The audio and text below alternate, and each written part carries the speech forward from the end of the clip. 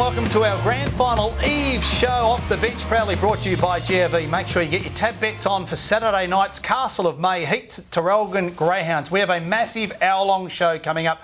Going to get the thoughts of Liam Pickering very shortly about Patrick Dangerfield's runaway win in the Brownlow. We've got the father-son combination from the successful Maffra Football Club's premiership on the weekend.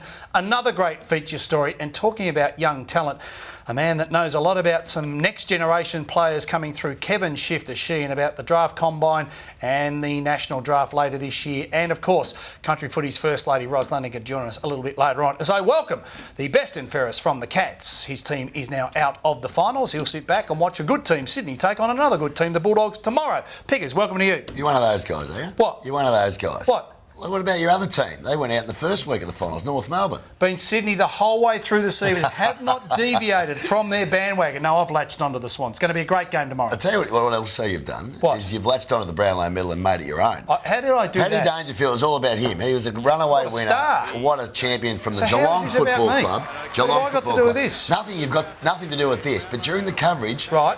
they crossed to you in a dressing gown in the hospital bed What? from A live 1996 cross? or somewhere. It wasn't a live cross. Right. You sent them vision. Oh, I sent and a they vision, put it did I? on. Oh, yeah. All we wanted to- I produced the show for Channel 7, did I? So I said, I want to make it about me, did I? Pretty much. Really? Real Ros Lanigan stuff. Well, while we're on it, unlike you, Pix, and just about everybody else I know, you wouldn't have been able to make it. I shouldn't have played. I managed to play, got best on ground, and we still lost by 60. So it's not about me, but let's move on. Hey, just quickly, though, it was a dominant performance. Danger left Adelaide at the end of last year. It's been one of the most remarkable individual seasons I've seen in a long time. It has, and he's been fabulous, but unfortunately too little too late for the rest of the team because he had no support outside of Joel Selwood. The rest of them really battled the boys on last Friday night, so that's life. Yep. That's how it goes. But well done to Danger. He was a very deserved winner. Yep, he certainly was. Now, Bo Vernon took Lee and Gather into the grand final, which we previewed last weekend. They were taking on the Maffra Football Club. Unfortunately, 2 years in a row, Lee and Gather have lost on grand final day, and it's a pleasure to have the father and son combination, and that is Wayne and Danny Butcher from the Maffra Football Club, I should say, with the Premiership Cup. It's a big cup, boys. Looks pretty keen. Well done. Congratulations. Thanks for coming in. Yeah, thanks for having us. Just same old for you, mate. Let's be honest. You've coached for 22 years, Yep. and that's your 10th flag as coach. Yeah, I think so. Yeah, 10 years. Been hard work though. This one was probably the hardest, I think. How good were the Parrots this year? Because during the season, I think they lost a game, and then you've handled them both times in the finals. Yeah, look, halfway they were miles ahead of anybody else in the league, halfway, and then we just sort of got our best side together as the year went on, and we still didn't think that we'd get them, but we got them in the second semi, and then we got them in the grand final. You said this year was probably the toughest. Why was that? Oh, it was probably the hardest one because Lee and Gather was so good. You know, we didn't sort of expect to be winning. So they were just a great side, and we didn't think we were in the comp at all really halfway. Well, the Parrots are in the green there. Here's your boys. Who's this with the big beard? Yeah, Bush. Daniel Bedgegood, our full forward. He kicked 4. Yeah. He was good. We'll have a look at the best players and the goal kickers there. The best player there, I see, Yep. D. Butcher. That is not the old man, that's the son, Danny. How was your enjoyment of the day, mate? Because in a big game, a grand final, great to see your name at the top of the best players. Yeah, it was just great to have a contribution to that sort of thing. I think 21 blokes, everyone could have been pretty close to getting named in the best. I think it would have been really hard to pick, but yeah, definitely the best moment of my footy career. And obviously only in the early stages, but so far. Now, just there, I'm led to believe, correct me if I'm wrong, but that's Julie Vardy. So it's just tell us the background to why you brought Julie up to the stage.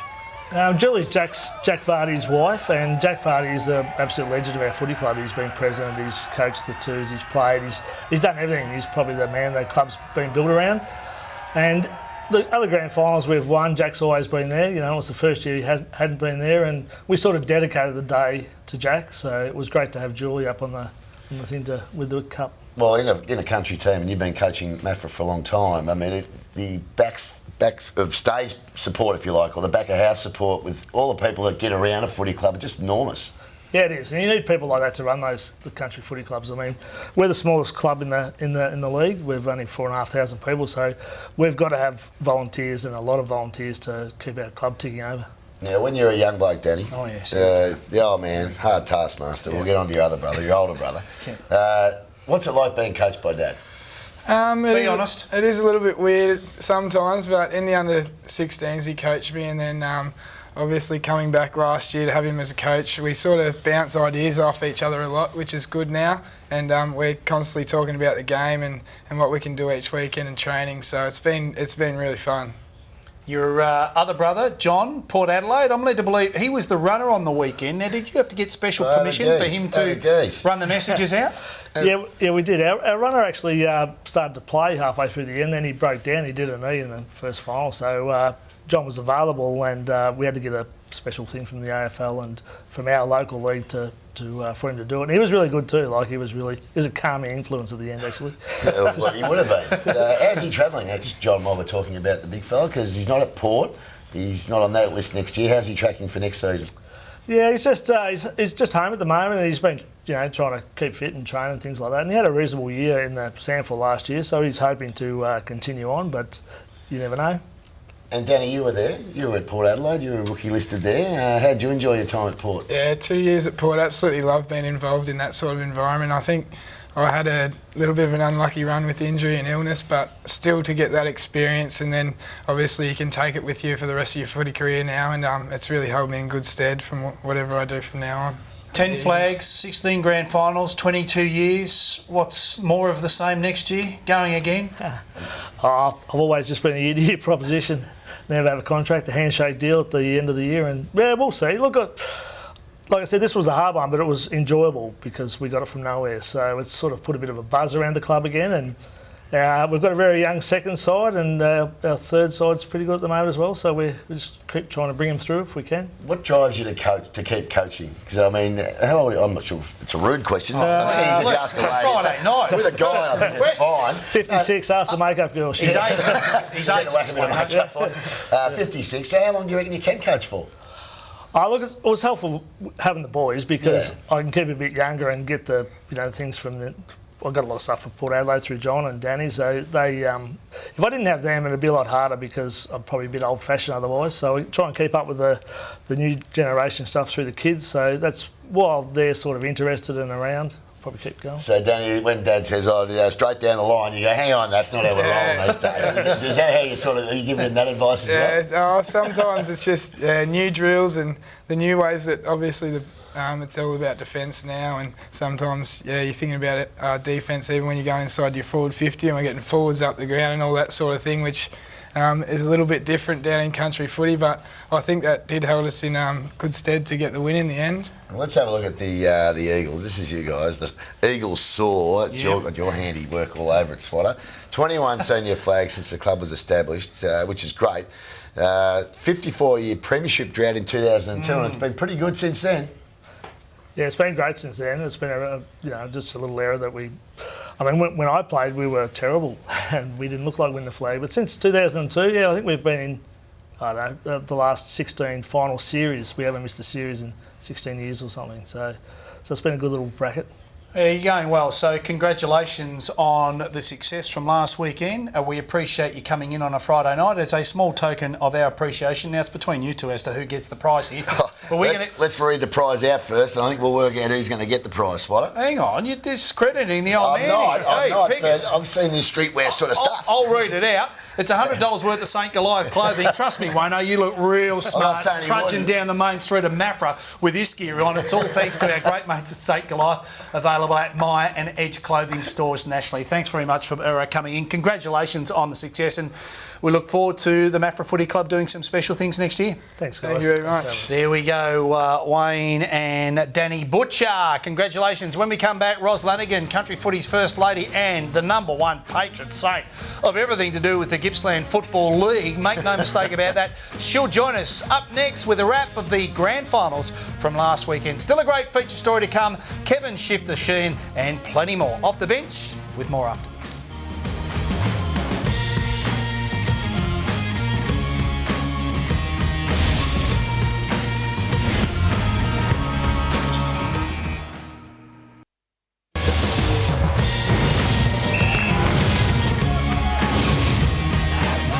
Welcome back to our grand final edition of Off the Bench, proudly brought to you by GRV. Make sure you get your tab bets on for Saturday night's Castle of May heats at Traralgon Greyhounds. Time now to head around the state.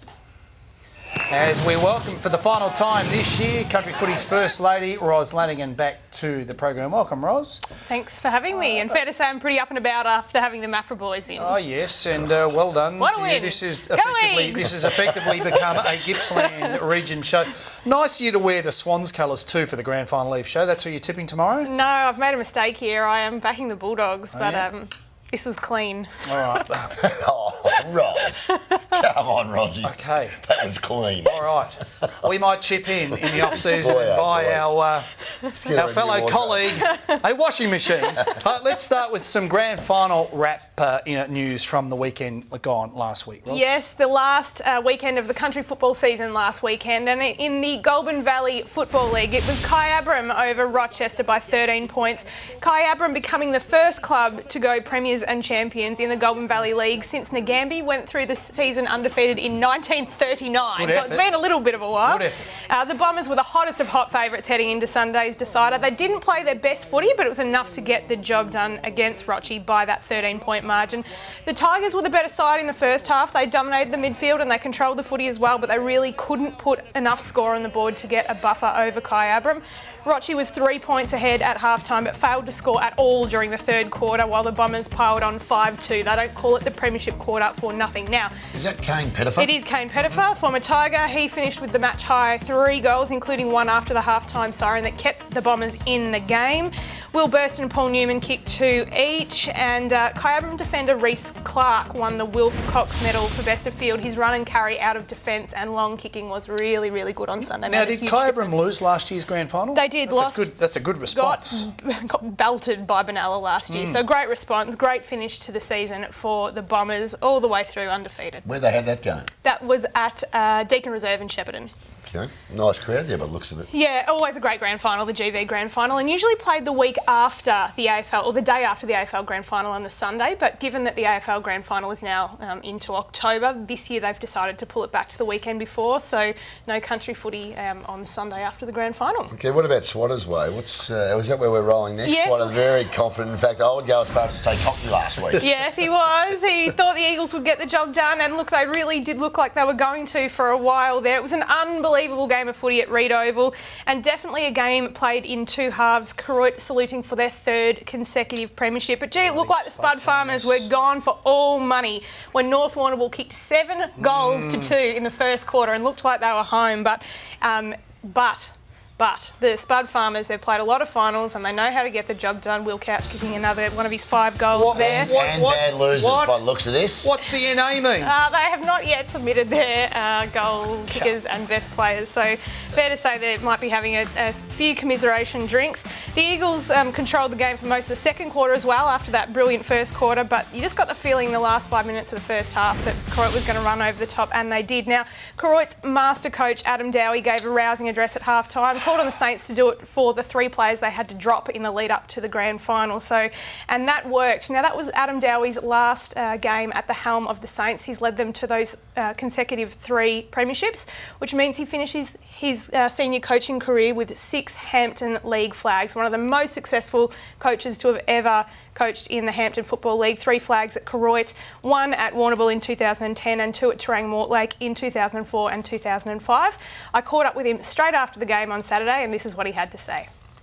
The group of players, they're outstanding. So, people say footy clubs, all footy clubs are the same, but I've been at a few and they're not. They legitimately play for the club, but they've got great morals and great ethics, and it's just a club built on the right foundations, and our leaders, they just set the tone right through the whole place. I'm privileged to have been coaching them for the last 4 years, so it's been, I've got more out of, for me personally, out of being involved with Koroit than I feel like I've given them. So they are, I cannot speak highly enough of them.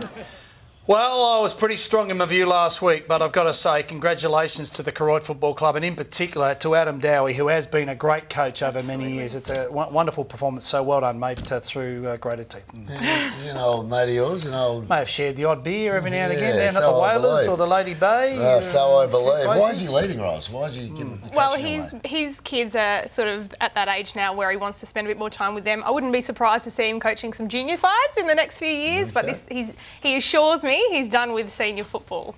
All right, Yarra Rangers, Div 1 footy grand final was played and won last weekend too. It was, and it was Healesville over Alinda Ferny Creek. It was a 4-1 first quarter that paved the way for Healesville to secure their first Division 1 premiership in the Yarra Rangers League since 1988, 28-year gap. Healesville finished third after the home and away season, 2 games behind Alinda, who were the minor premiers. But after losing last year's grand final, just like Kyabram, Healesville weren't going to make that mistake again. It was a pretty windy day there at Healesville last Saturday, and the home side made good use of the breeze in that opening quarter and then restricted Alinda to just 2 goals in the second quarter when they had the wind advantage. So that's where the job got done. Gordon kicked 2 goals, Woodford 2 goals, Savage 2 goals each for the winners. Ryan Wilson slotted 2 for Alinda. Healesville's first flag before Saturday was in the Division 2 competition in 2013, which then earned them promotion back to Division 1. They finished 7th in 2014. They were runners-up last year and they won this one. So they're really good progression over the last 3 years. Well done. Yeah, well done. We're going to take a break. We've got some footy news and a few more grand finals with Roz, who's going to stick around. I think we've got some footy news that might involve the Fevolenko for 2017. Unbelievable. Yep, we're going to take a break. It's our grand final eve edition show of Off the Bench, all thanks to our great mates at GRV, Ros Lanigan, Liam Pickering, Wayne Swass. Still a great feature story to come. Kevin Shifter-Sheehan will join us a little bit later on. We've got the final wheel pickers, a $2,500 marquee at the Kyneton Cup. I think it might be the Kyneton Cup, Kilmore Cup, I should say. I was close, started with K. We're going to take a break. We've got more grand finals and some footy news with Roz coming up next.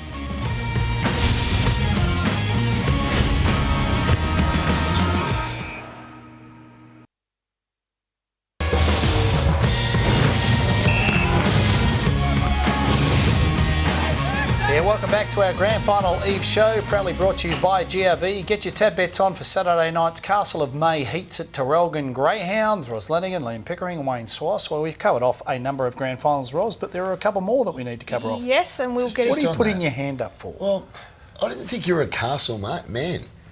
Oh dear. I thought you'd be a castle of May. Now, I'm going to. You're Am I from being Warrnambool. corrected with regards to the pronunciation it's- of the English it's just language from more- a bloke from Stawell? No, I didn't know whether you were a castle or a castle. Well, mate, I could be either. Depends. Castle, Sydney North. No, Sydney, move on. We're going to have a look at the Bendigo League Grand Final where Sandhurst were winners over Golden Square. It was a massive 8-2 second half that propelled Sandhurst to its first BFL premiership since 2004. The Dragons had 5 more scoring shots than Golden Square in the first half, but they wasted those opportunities in front of goal and they were 5 points behind at the main break. Very wet QEO there, but they found their radar in the third quarter, kicked 4-1 in that term and took control of the game. You tipped this. I did tip this. Sandhurst had to win this grand final, and they did. And there was a controversial moment where the spectators spilled out on the ground before Sandhurst. James Coughlin had his kick for goal after the siren at half-time, but he ultimately missed. It didn't matter. The great result for them, as I said, their first flag since 2004. Joel Wharton finished with 3 goals for the match. Kristen Height added 2 and won the Nolder medal for best on ground. He also won the league best and fairest, the Michelson medal last week. That was his 3rd league best and fairest in 3 different leagues in country Victoria. He won the best and fairest in the O&M and also in the GV as well before winning the Bendigo one. So he can play football. In the Maffra Football League, this is another one that I tipped. It was Warrnambool over Goal. This is the side that I went to visit before their second semi-final, which they lost to Goal by a point, but they didn't make the same mistake on the weekend. That was the one where you were handballing the ball to yourself. Yeah, it could have been. I was just helping with training. They won by 30 points in the end. It became a bit of an avalanche in the last quarter. The Saints kicked 4 goals and held goalless to blow out the scoreline a bit. Nice. Luke Stanbrook, the captain of Warrnambool, was the hero for the Saints in the second half. He booted 3 goals and really led from the front when his team needed to. So that's 3 flags in a row for the Warrnambool Saints. They've now won 6 of the past 10 flags in the Maffra Football League. And a shout out also to Warrnambool Footy Club, who won the first ever Sunraysia Women's Football League Premiership on the weekend as well. Is Roz claiming the win? Yep. She's claiming the Here's win. another win I'll claim. It's the Gippsland Football League result. As we've, I need to back the truck over this because I didn't get to talk about it. Maffra, my hometown, winners over Leongatha by 21 points. Trent Noble. Yes, Trent Noble, former ruckman at the Saints and Richmond. His wife is a Maffra girl, so he's doing there. I don't know how old Trent would be now, but to Noble. He was one of the best on-ground winners. Mitch Bennett in his first season at the Maffra Footy Club kicked 4 goals and won another best on-ground medal. Great result for the Maffra Eagles, and for Jack Vardy, who very sadly passed away last month. A great result for the town and for the footy club and Vale Jack. Yes, well said. Ros, what about a GRV news wrap? What is happening? Where's Vola going? Oh, you want to do that first? We'll talk about Fev. Well, we'll talk about Fev. He was last week appointed playing coach of the Melton South Footy Club in the Ballarat Football League for 2017. He signed a 1-year deal to coach alongside Sean Triplett there. Now, Melton South were winless this year and have won 4 games in 3 years. So he's coming off the long run, I tell you what, if he's going to get the Panthers anywhere near it next year. But he has said he's in it for the long haul and he'll spend... He signed a 1-year deal. Tipping not in for the long haul. And he'll spend most of the year at the Panthers rather than play too many one-off games around Australia, as he has been wanted to do the last few seasons. He, of course, won a flag at the Deer Park Footy Club this year. I'm suspecting, Pix, you're not buying this. I'm not buying the crazy she's selling. I'm sorry. I mean, he's there for the long haul and he's signed a bloody 1-year deal. Yeah, but he's going to play most of the games at the club most is an important word. Of course, Yarrawonga won a couple of flags there as well and coached the O&M rep side there for a while. So look, how did that finish? No, he went pretty well as the O&M coach, but he's 35 years old now. As a playing coach, we'll see what impact he has on the field. He can still find the goals, that's for sure, but I think it'll be the recruits that he can bring to the club that Melton South will be really excited about. So good luck to Fev. Yep. All right. One more little sneaky bit or not? Well, on Fev or other coaching announcements. Yeah. Gavin Webb has stepped down after 5 years at the helm of the Lake Wendouree Football Club, also in the Ballarat League. And Paul Griffiths, hard word to say, has been appointed the coach of the Shepparton Swans in the Goulburn Valley Football League. And that will start the coaching cycle. We'll get plenty of news in coming months. And it sounds like Wayne Butcher's going to stay on as coach as Maffra for another year. There you go. If you want to know what's going on in country Victoria around the footy, that lady right there knows more than anybody else. Country Footy's first lady. Just before we go to the next break, Ros, what about some GRV news, in particular the Shepparton Cup last week? Yes, we did speak about this, and congratulations to Pearcedale sprinter Aston Bolero, one of the best greyhounds in Australia at the moment, probably the best, who won the Group 2 Shepparton Cup last weekend. As we have a look here, he's the 6, he's in the green. It was Aston Bolero's second Country Cup win of 2016, meaning he's just one Country Cup win away from snaring a $50,000 Country Cups bonus, and he's being set for the Group 1 Top Gun at the Meadows, and if he can get the job done there, that will be very good. Staggerlicious, trained by Rodney Clark at Tulleen, just outside of Bendigo, will be aiming for his first city win on Saturday night at the Bendigo to the Meadows final. So good luck to Staggerlicious. Yep, well done. And on behalf of Pickers and I, Ros, thanks very much for all that you have contributed to the show this year. You've been outstanding, and well done to your Maffra Football Club. Thanks very much for joining us. It's been a lot of fun again. Yes, it certainly has. We're going to take a break. If you want to get involved over the course of the grand final game tomorrow, you can do that, Facebook or Twitter. Get involved. And we've got to take a break because when we come back, someone that knows more about young talent than this man to my right, Liam Pickering, his name is Kevin Shifter Sheen. He's up next on Off the Bench.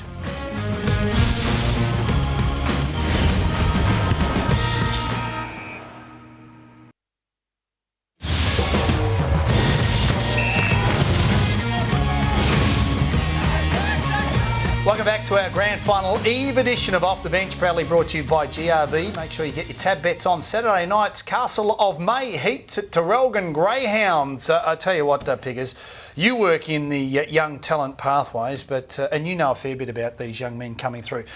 I think this man we're about to introduce knows more about these kids than their parents, and that is the AFL National Talent Manager. He has done it for many years and done it extremely well. It's a pleasure on a Friday night, 12 hours from the AFL Grand Final, to welcome back Kevin Sheen. Welcome, Shifter. Yeah, Swatter and Pickers, pleasure to be with you. And, well, it's a labour of love. I love watching the games, watching the kids unfold, and to see them then go on to the big stage and be stars is a pleasure. And last weekend, of course, the TAC Cup Grand Final, won by the Sandringham Dragons against the Murray Bushrangers, which I thought was a little bit of a surprise, personally.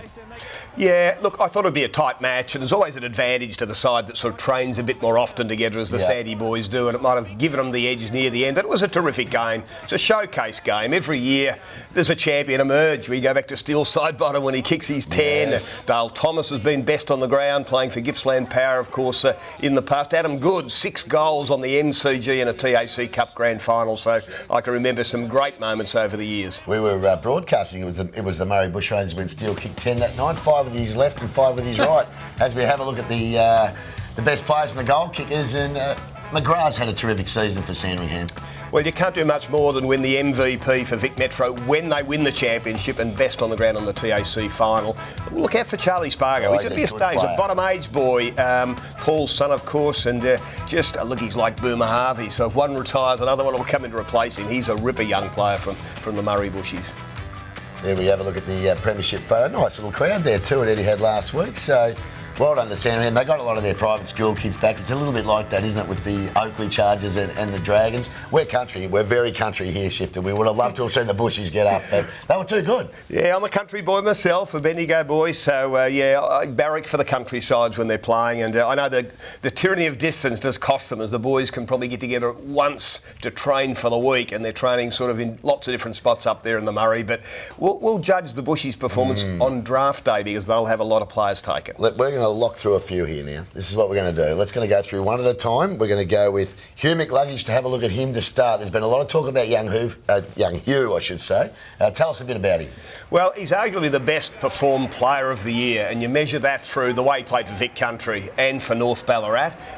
He was the MVP for Vic Country in the National Championship, won the Morrish Medal in the TAC Cup, had a great collector in the footy, and does he work hard from right over the ground. His decision-making's elite. He hits the scoreboard as well. He's a 30 possession player. Love the way he's developed. He's coming off a summer where he had a bit of a back injury, so not a full pre-season. Still a massive upside with a guy that is being, talked about as the number one. Is he a genuine chance to go number one? Genuine chance. I reckon there's probably half a dozen in the mix for number one. It's as open as it's ever been. This time last year it was all Weitering or Shackey that are bait, but here it's a lot broader than that. He'll have good competition though, Shifty, because Will Brodie from the Murray Bushrangers has had a good year too. Yeah, he's a beast, this boy. You mean that in the nicest way in terms of his physical size. A 189 centimetre, strong-bodied midfielder. Wins his contested ball. He's got that lovely step through the traffic, as you see there. That gives him time and space. He was a dominant player early in the year when the Australian under-18 side comes together and plays against VFL opposition. That's always a good early indicator. He won the medal for best player on the ground. He continued that form, All-Australian mid-year, and was a good player in that grand final last weekend. Yeah, no, his form's been very good, Swatter. He's, as you say, he's a very good size, because there's not a lot of really big guys at the top of the draft from my perspective. We'll probably come to a couple of those here. There's one from WA, Sam Petrevsky, Seaton, another 180 centimetre boy. So he separates himself, Will Brodie, with that size. One kid who dominated as a 16-year-old, I think he won the medal last year, Jared Berry from Horsham. Yeah, and had those injuries this year, but we can't forget that as a 17-year-old he was an All-Australian. As a 16-year-old he won the MVP for Vic Country. And if he slips back into the teens there somewhere, some club's going to get a terrific young player. He's got leadership written all over him, strong in the way he attacks the ball. He's got a massive tank. He'll run all day, and at 191 he can play in a lot of spots out the ground. Do we think, as he develops into his career, you see him as a halfback flanker at AFL level? Well, I think so. That's the lock. He can do that, but he might be a tall midfielder, the Joel Corey type. He does win contested footy, and that extra height does help. We had a great feature story during the course of this year on this program, Shifter. A long way from home, Halls Creek is in WA. Cedric Cox has made a decision to come down, played for Camperdown in the Hampton District League, and also played 10 games with the North Ballarat Rebels. Impressive young kid. Well, it's amazing that we mentioned Petrevsky Seaton. He comes from the same place. Cousins. They're cousins, and it's amazing the pathways that some youngsters take to get into the AFL. And some outstanding form at Camperdown early in the year. The North Ballarat Rebels grabbed him, 10 games at North Ballarat, and he's into the combine next week. He'll be in amongst the 80 best players in Australia, being looked at from head to toe by all the clubs. And he just is a natural footballer, can find, again, time and space, uses it well. He's agile and quick, back flank or on the wing. Was very impressive for the Rebels during the back half of the year. We always find one. There's always a smoky. And Cedric Cox might be that guy this year that's come in and come from nowhere really, and could be a very high draft pick in my opinion. There was one last year, Clayton Oliver, who wasn't in any of the squads, and all of a sudden he was in the top 5. Based on the back half of his year. Yeah. He won the Morris Medal, but it was based on 10 or 12 games at the back half. So it's never too late. As long as you show something at some stage and you're playing in the right competitions, you've got to get up into those state leagues, jump out of your community level and just show your stuff a little bit, even if it's only for half a year. Yeah, Pickers and his team don't miss many, but Cedric Cox decided to go elsewhere to be looked after. So he's really not happy about that one there. So good luck to Cedric. He's a good kid. Let's have a look at some of the other players that potentially may get drafted. And the fourth name there, Willem Drew, was terrific in Koroit's premiership win against the North Warrnambool Eagles last weekend in the Hampton District League. Yeah, hard-edged beauty, you'd call him. Stoppage star. He just wins that contested ball. He's got a natural feel for it. And yes, after the Ballarat Rebels were beaten in the finals, went back to Koroit and dominate. You'd love to hear that too, because they're trained to a fairly high level. He's a boy that did play for Vic Country during the year. Looks a solid draftee, a consistent player at the TAC Cup level, and just no faults in the way he goes about it. And you have to take your hat off to knocking out North Warrnambool as well. It's one of his whole team, even better. Ben Ainsworth's been talked about for a hell of a long time from the Gippsland Power, and Jai Simpkin a couple. Tell us about those guys. Well, Simpkin, a will-o'-the-wisp. He's a boy that broke his leg earlier in the year, so we haven't seen him play.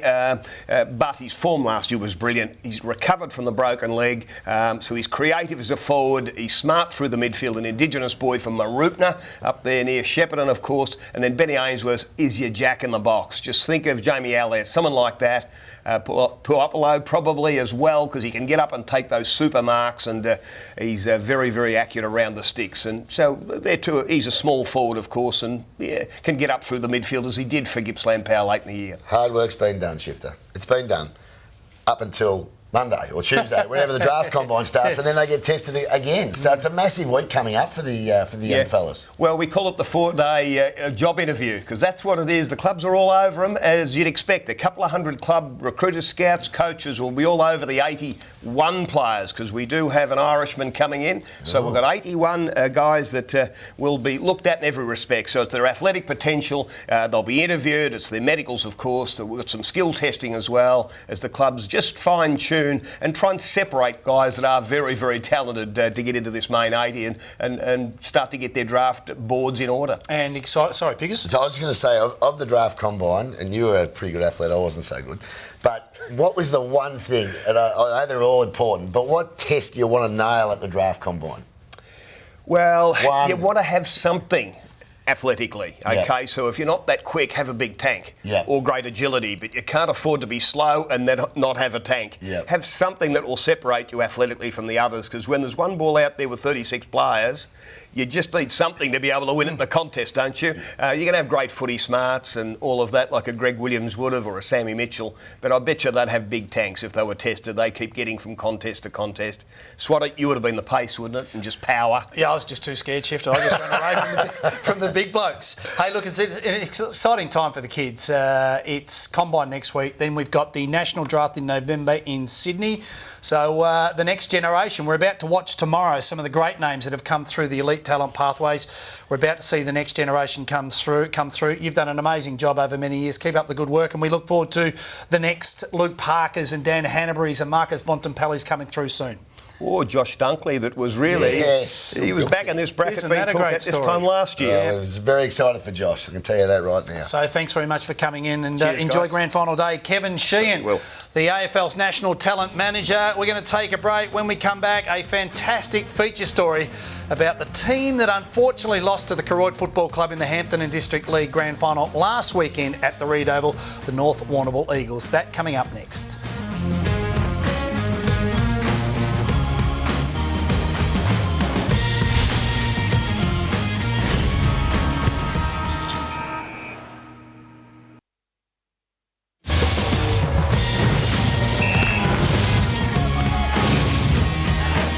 Welcome back. to our grand final eve show. The Bulldogs taking on Sydney tomorrow. That will decide this year's 2016 AFL Premier for the year. It's been a great season. Fairy tale story, the Bulldogs and the Sydney Swans into tomorrow's grand final. So I'll get Piggers' tips, the William Hill odds a little bit later on. Still got the wheel to come, Piggs. Yeah, I'm looking forward to it. $2,500 marquee to give away to the Kilmore Cup. That is the prize that we are playing for today. Well, our final feature story involves one of my old clubs, Picks, the Bushfield Football Club. The Bulldogs merged with the Grasmere Football Club. They joined the North Warrnambool Eagles and they played Koroit last weekend in the Hampton League Grand Final. Let's take a look at this impressive footy club.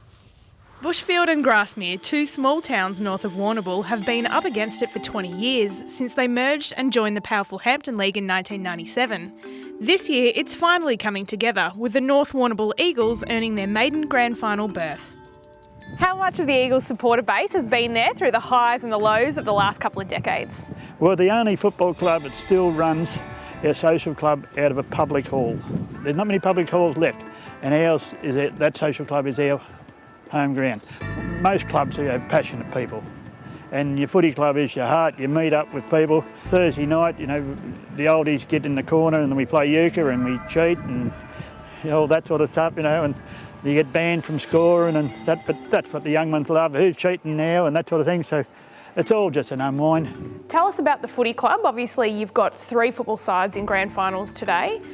How successful has the club been in recent years? I suppose the club, even through the hard times, we've had a great supporter base, but also we've promoted ourselves as a real family club. We're not the most financial club going around, but we think targeting young players, coaching them well, bringing them through our system is the way that North Warrnambool go forward, and we've laid that foundation over a number of years now. Probably it's taken 5 or 6 years, and we're reaping the benefits now. We're struggling for juniors, what a lot of clubs are.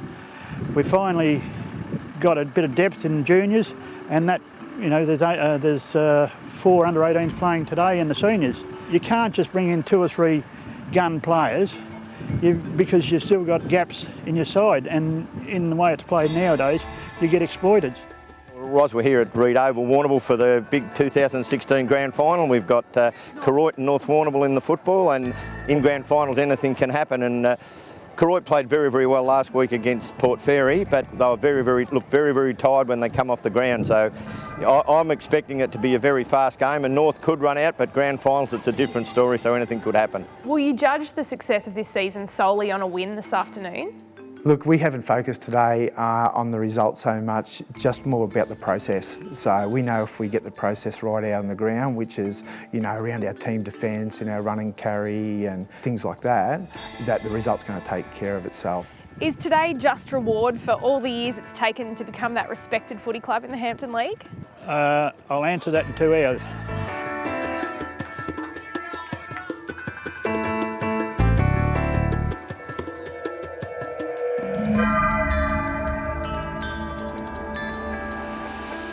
If we don't get out through the game today and win it, you know, we'll just, I think there'll be that added motivation to, you know, work harder and, you know, develop players even further. So next time we're in this position that we can go that one step further. I'm obviously ecstatic, especially the way that one sort of transpired. Yeah, look, I didn't really see our second half coming. That was outstanding. I'm not sure what we kicked score-wise, but yeah, it was an outstanding second half by our boys. I think with North Warrnambool, there's no doubt that, you know, I've got a lot of respect for them, because 20 years ago or 15 years ago, when they were getting beaten and by big margins consistently, they went and they said, all right, well, how are we going to build up the footy club? And they focused on their juniors. I wouldn't be at all surprised if what happens today is the motivating factor for them to go all the way. Yeah, it wasn't the result that they were after, but no doubt the North Warrnambool Eagles will bounce back and hopefully go one step further next year. So we appreciate that story there. Well done to Ros Lanigan, who's been outstanding covering the feature stories due the course of the year. Okay, Pickers, our newest segment is back. Hotondo Homes, and it's our goal of the week in country footy. Hotondo Homes, build your dream home today, our final nomination for the year. And it's Kate Benoit from the Maffra Football Club. Now, the goal of the week, obviously, was this week. This is the grand final. So, Maffra, he gets the ball here, the boy. He has one. He goes back. He goes and has another one. This is a sealer, by the way, against the Parrots. That's his third. And from the pocket, thank you very much. Goal of the day. Hotondo goal of the year. Well done to you, Cade. Yep. And that's a great way, I think, to finish off what's been a very, very, very good segment. And beautifully well called too, Picks. Should think about calling the footy sometime soon. We're going to take a break. When we come back, the wheel for the final time, $2,500 marquee at the Kilmore Cup. Pickers is playing for it next.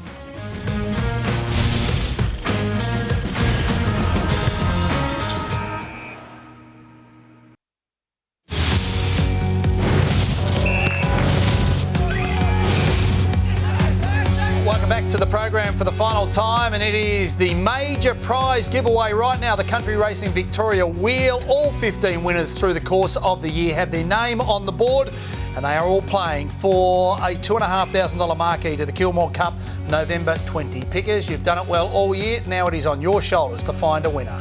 Well, thank you, Swatter. Instead of saying I'm playing for so-and-so tonight, I'm playing for everyone. So good luck to all our lucky winners throughout the course of the year. I'm going to give it a good spin. Let's hope your name comes up. Let's go, Picks. Hot air. Julie Castles from Kialla West. Well done to you, Julie. She's the lucky winner. Well done to you. $2,500 marquee package at the Kilmore Cup is an absolutely brilliant prize. You'll have a cracking day out. Well done. Julie Castles. Julie Castles. By the way, well done, Jules. You're going to the Kilmore Cup, November 20. Time now for the odds to the big one, brought to you by William Hill Online Racing and Sports Betting. William Hill, faster, easier betting. Picks. It's the big dance tomorrow. It is, and the Swans are nice and short, $1.63. Expect some late money for the Bulldogs, whose form is impeccable. Line of 11.5. I give the Dogs a massive chance in this game. I think it'll be an absolute cracker, Swatter. All right, well, there's a host of players on both sides that could potentially take out the Norm Smith medal. Yeah, Dan Hanbury the favourite, because I guess with Sydney being the favourites to win. Bontempelli, Buddy will be very hard to stop if he gets rolling this afternoon. But I'm going for a roughie, not even on the board. Josh Dunkley for mine. The kid who's having an unbelievable final series, going to turn it on and win the Norm Smith. There you go, Swatter. That's my view. Well, I That's actually my tip. like Isaac Heaney as the Norm Smith medalist, who was very good last week. Final thoughts. It's a massive game. Great story. Sydney have done a remarkable job. You know Johnny Longmire well. I do. 18 of the last 20 final series they've played in it. The Western Bulldogs, if you don't barrack for Sydney, then you're on the Bulldogs bandwagon. Yeah, and it's probably unfair for the Swan supporters who have done everything right. And good luck to Johnny Longmire. He's a very good mate of ours. Yes. And so I hope for his sake he does really well, and hope for the players at the Bulldogs, especially the ones I manage, like Banks and these type of guys, Tommy Boyd. Good luck to you blokes as well. So. Hey, he's been very good too, Tommy Boyd. He was outstanding last week when Jordan... No, not at all. Don't I'm a believer. Mate. I am. I'm a believer, unlike other people that work in the industry. Yeah. What's been your highlight this year, Picks? We've done a lot of things in country Victoria. Oh, look, I just love the feature stories has been my favourite, I must say. I think the way Roz has been able to get into the towns, into the clubs, I think it's been outstanding. A little bit too much me time, though, for mine with Roz. So next year we'll work on that. I tell you what, Picks, we get the privilege of joining people throughout country Victoria every Friday night into their lounge rooms, and the show wouldn't be possible without the contribution, on a serious note, of everybody involved. Ros Lanigan, outstanding, does a magnificent job. So thank you to you, Ros. Picks, the boy from Stawell, who's done good. You've been really good this year. No, done really good. You've been really good. Thanks very much for your contribution. Cheers, to all of our special guests, from the first show to the last show, including the Butcher Boys, Kevin Shifter Sheehan, really appreciate people giving up their time and coming down on a Friday night. Most importantly, to our wonderful partners, GRV, terrific work, thank you. Hotondo Homes, who came in late, but geez, we love their support, don't we, Picks? Country Racing Victoria, and that's all thanks to Darren Galley and the team there, great job. And the team at William Hill Online Racing and Betting, thank you for your support. And I'm under duress to say this, Picks, but we are on camera, but there is a host of people that are behind the camera. So to Beef Jerky Rowdy and his impressive team in the back room that push all the buttons and make things work really well. Outstanding effort to your entire team. Thanks, Rowdy, and your team. And to Lockie and the team from Croc Media. A terrific amount of work has gone into the show this year again. So it's been a pleasure working with everybody. Go the Swans. Have a great grand final, and we'll see you next year.